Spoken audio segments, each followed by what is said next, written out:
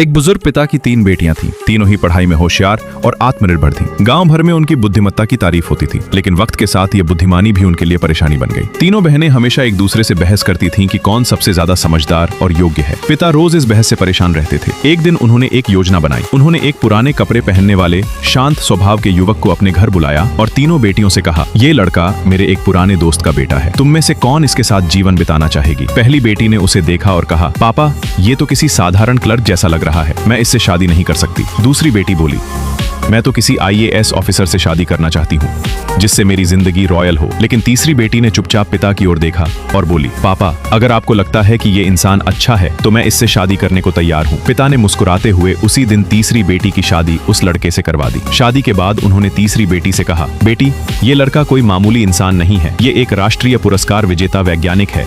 ये सुनकर दोनों बड़ी बहनों की आंखें खुली की खुली रह गईं। तीसरी बेटी ने आश्चर्य से पूछा, पापा, इसने आम आदमी की तरह रहने का नाटक क्यों किया? पिता मुस्कुराकर बोले, उसने मुझसे कहा था कि मैं उसी लड़की से शादी करूंगा जो मेरे ज्ञान या प्रतिष्ठा नहीं, बल्कि मेरे इंसानियत को देखकर फैसला करे। अगर आप भी अपने पिता की इज्जत करते हैं तो इस कहानी को दिल से याद रखिए और बिना लाइक किए मत जाइए।